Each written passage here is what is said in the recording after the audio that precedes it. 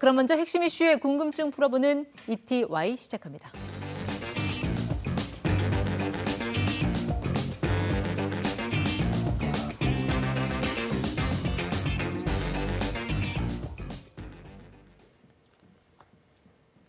시각을 하반기로 맞춰놓고 전 투자해야 된다고 생각합니다. 네. 한 종목에 집중하지 마시고 여러 종목으로 분산 좀 투자하자 하는 2분기 정도가 되면 하이라이트를 찍을 수도 있습니다.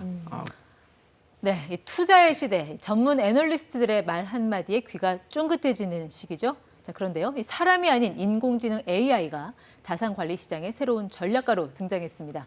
자, 이른바 로보 어드바이저. 과연 내 돈을 믿고 맡겨도 될지 박원정 신한은행 연구위원에게 물어보겠습니다. 자, 위원님 어서 오세요. 예, 안녕하세요.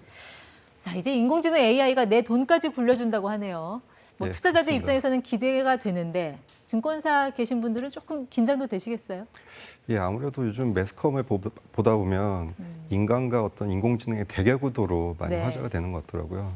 그래서 이제 2016년도에 다들 기억하시겠지만 알파고하고 이세돌의 어떤 이제 네. 경기가 있었잖아요. 그때 이제 알파고가 정말 모든 사람의 기대를 뒤엎고 이겼죠. 이제, 네. 이겼기 때문에 이런 알파고 같은 것들이 금융시장에 왔을 때 네. 어떨까에 대한 많은 분들의 기대가 있는 건 사실인 것 같습니다. 그러니까 그런 똑똑한 AI가 이젠 바둑판뿐만 아니라 투자 시장에서 훈수를 두겠다는 거잖아요. 예. 그래서 이름이 로보 어드바이저인가요? 예, 로보 어드바이저라고 하면 이제 로보하고 어드바이저의 합성어거든요. 그러니까 로봇을 의미한 로보와 네. 이제 조언자를 의미하는 어드바이저의 합성어. 투자를 조언한다? 예, 그래서 인공지능 기술을 활용한 자산관리 서비스라고 이해하시면 될 것 같습니다. 네. 자, 이제 투자라는 거는 시장을 예측을 하는 건데 이 전문 애널리스트들이야 뭐 다양한 뭐 해박한 경제 지식 그리고 단연간의 경험 또 나름의 어떤 감이나 촉 이런 걸 종합해서 판단한다고 하지만 글쎄요 로봇 기계가 어떻게 이 미래 투자 전략을 조언을 해줄 수 있나요? 어떤 기능을 학습시키는 거예요? 예, 인공지능이 예측한다고 하는 것은 과거에 이제 무수히 많은 패턴들을 이제 인식을 네. 해서 미래 예측한다고 하는 것인데요. 좀 더 이제 쉽게 말씀드리면 과거에 어떤 금융시장 상황들이 있지 않습니까? 과거에 뭐 금융위기라든가 네. 아니면 그 전에 이제 IT 버블이라든가 어떤 특징되는 어떤 금융시장 상황이 있는데 네. 그때 그런 상황에서는 이렇게 해야 돼. 그리고 이런 상황에서는 이렇게 예측해야 그때는 뭐 돼를 주식을 팔더라. 예, 마치 네. 이제 어린애를 학습시키듯이 인공지능한테 이제 많은 수많은 데이터를 통해서 네. 학습시키고 그 결과로 예측한다고 이제 보시면 될 것 같습니다. 그러니까 방대한 빅데이터를 투입을 해서 예. 계속 돌리는 거군요. 그렇죠. 딥러닝이라고 하듯이. 예, 맞습니다. 네.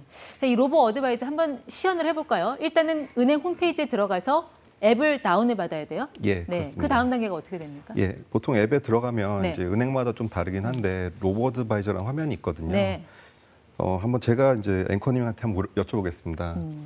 앵커님은 기대 수익 및 감내 손실은 어떻게 되시나요? 이런 설문 항목이 나온다는 거죠? 예, 맞습니다. 저는 약간 좀 리스크를 좀 즐기는 편이니까 예, 글쎄요. 보면은 1번 수익 기대 및 손실 감수. 예. 저걸로 한다고 하면요. 예. 다음 항목들이 또 나오겠죠? 예, 총 네. 한 7가지 이제 항목들이 있는데 네. 이제 투자 기간을 여쭤보기도 하고요. 그리고 과거의 어떤 투자 경험을 이제 네. 물어보기도 합니다. 이런 것들을 이제 네. 총체적으로 이제 설문 조사를 완료하게 되면 이제 앵커님이 어떤 투자 성향인지를 이제 저희가 알게 되는데요. 투자 성향이 나온다는 예, 거죠. 자, 이런 식으로. 예. 공격 투자형. 예. 네. 사실 공격 투자형 말고도 이제 적극 투자형, 위험 중립형 같이 조금 리스크를 좀 그러니까 좀 부담스러워하시는 네. 그런 고객들도 많으신데요. 이제 그런 고객마다 사실 다 어떤 위험에 대한 어떤 감내도가 다 다르기 때문에 맞춤형 서비스 하기 위해서는 이런 투자 성향 분석이 네. 반드시 선행돼야 합니다. 자, 투자 성향이 나왔으면 이제 포트폴리오 짜야 되잖아요. 예, 네. 예. 먼저 이제 포트폴리오 짜기 전에 이제 사실 이제 고객을 이제 앵커님을 이해하는 과정을 거치게 되는데요. 네. 이제 저희는 이제 자산 진단이라고 이제 부릅니다. 그러니까 쉽게 설명하면 환자분이 이제 의사분들 찾아갈 때 네. 이제 어디가 아픈지 진단을 해주잖아요. 네. 그런 것처럼 이제 로보 어드바이저 오시면 앵커님이 이제 가지고 계신 자산들을 가지고 네. 어디 좀 이 자산들이 좀 균형 잡히게 네. 투자되어 있는지 아니면 어디 쏠려 있는지 쏠려 있다면 도대체 그러면 어떻게 투자를 해야 되는지 네. 이런 것들을 이제 제안해 주게 됩니다. 그렇게 해서 이제 포트폴리오를 만들어 주는군요. 그럼 네. 실제 그 포트폴리오까지 짠 사례자를 한번 볼까요? 실제 고객 사례요. 네. 자, 30대네요. 네. 예. 이건 이제 저희 직장 동료의 실제 사례이긴 한데요. 이제 30대고 현금성 자산이 1,000만 원이고 네. 500만 원에 대해서 이제 중국 펀드를 투자 중입니다. 네. 네. 이 경우에는 이제 500만 원의 중국 펀드 단 한 개만 이제 투자를 하고 있는데요. 저희가 실제 고객을 사례를 이제 분석해 봤을 때 로보 어드바이저 때 분석을 의뢰한 거죠. 예. 네. 뭐라고 답을 줬나요?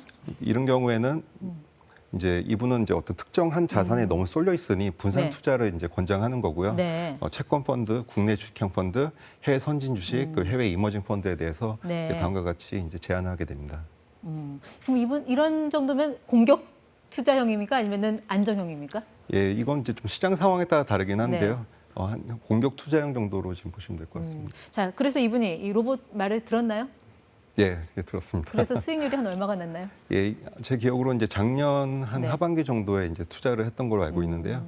그 당시에 이제 코로나 위기가 이제 지나가고 이제 네. 굉장히 강세장을 보였었던 때라 단기간에 한 달에 한 5% 정도 이상 수익을 한 달에 5%요. 예. 네. 물론 이제 시장 상황에 따라 다르긴 합니다. 네네. 예. 지금 4대 주요 은행들이 이 로보 어드바이저를 도입을 했습니다. 예. 지난 한 해 한 평균 수익률이 어느 정도 나왔습니까? 이게 이제 고객 투자 성향하고 이제 투자 네. 시점 뭐 그런 것들이 굉장히 복합적이라서 네, 평균적으로 보면 예, 평균적으로 네. 보면 작년 한 해 같은 경우에는 한 10% 전후라고 이제 10% 전후. 예. 네. 지난해 그 코스피 지수 상승률이 한 20%대였으니까 예. 그거에 비하면 조금 낮기는 하네요. 왜냐하면 이제 코스피를 그냥 투자하기에는 굉장히 이제 리스크가 좀 높다고 보여지거든요. 그러니까 물론 이제 많이 훈련된 분들한테는 가능하겠지만 이제 주식을 이제 처음 하신 분이라든가 투자를 네. 처음 하신 분들에게는 조금 이제 분산된 형태의 포트폴리오를 이제 권장드리고 있습니다. 그럼 이 로드 어드바이저는 주식은 안 하고 펀드 뭐 이런 것만 하나요? 예, 저희 은행에서는 이제 소액이라도 이제 충분히 자산 배분할 수 있는 효과적인 투자 상품이 좋다고 좀 판단하고 있고요. 네. 거기에 대해서 이제 ETF나 펀드 이런 것들이 적합하다고 판단돼요. 네. 이제 그런 상품 위주로 이제 추천드리고 있습니다. 그러니까 주로 이제 장기적으로 안정적인 수익을 내는 그런 자산 관리 형태네요. 맞습니다. 그러니까 위험 관리에 좀 특화된 기술이라고 보면 되겠어요. 예, 맞습니다. 네. 자, 그러면 이 로드 어드바이저가 그러면 주식은 안 하고 펀드 이런 장기 투자에 주력을 한다면 내 퇴직금 또 개인 연금 이런 것도 좀 관리가 가능할까요? 예, 마찬가지로 앞서 말씀드린 어떤 과정을 통해서 개인 연금인 뭐 IRP라든가 네. 이제 퇴직 계좌인 이제 DC 계좌 이런 거 거기에 있는 고객분들의 자금을 네. 이제 분석해주고 이제 포트폴리오를 추천해주는 이런 형태를 띠고 있고요. 특히 이제 최근에는 네. 이제 생애주기 자산 관리라고 퇴직 시점을 염두해서 그럼 네. 현재 이제 퇴직 시점까지 한 30년 남았거나 네. 20년 남았거나 이제 사람마다 다르지 않습니까? 그러면 이제 그런 거를 굉장히 중요한 변수로 봐서 상품을 설계해주는 이제 TDF 상품들 이런 네. 것들이 최근에 각광을 받고 있습니다. 사실 근데 이 투자 시장이라는 곳은 심리가 중요하잖아요. 예. 개인의 심리가 어떤 집단 심리를 형성하고 그게 또 실제로 어떤 경제나 금융에 영향을 미치는 분명 그런 움직임이 있는데 예. 로봇이 그런 사람의 심리까지 간파를 할 수 있을까요? 예, 사실 심리를 이제 정확하게 이제 수치화시키는 굉장히 어려운 일이라고 생각하고요. 비단 이제 전문가들도 굉장히 다른 의견을 가지고 있기 때문에 로보드바이저는 기본적으로는 이제 자산의 가격을 중심으로 과거의 패턴을 분석하게 됩니다. 네. 근데 한편으로 생각해 보면 그 자산의 가격도 시장의 참여자들의 심리가 반영된 지표거든요. 네. 그래서 간접적으로 이제 활용한다 보실 수가 있고요. 또한 이제 최근에 이제 저희 신한은행 같은 경우에는 전문가들이 이제 제시하는 시장 의견도 네. 수치화해서 그것도 이제 로보드바이저에서 활용을 하고 있습니다. 아, 방금 전에 이제 과거 패턴을 주로 분석한다고 했는데 그렇게 과거 데이터를 기반으로 한다면 예를 들어 뭐 코로나 같은 전례 없는 이벤트가 발생을 했을 경우에는 상당히 예측 정확도가 좀 떨어질 수도 있다 하는 생각이 들거든요. 예, 정확한 지적이고요. 작년 같은 경우에 참 그런 걸 많이 느꼈던 한 해였던 것 같습니다.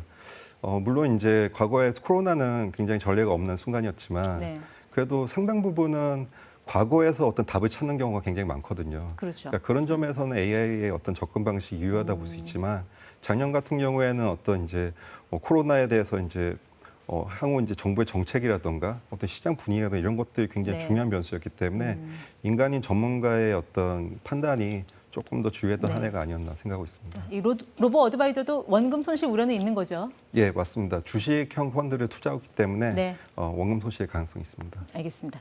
지금까지 ETY 박원정 연구위원 함께했습니다. 고맙습니다.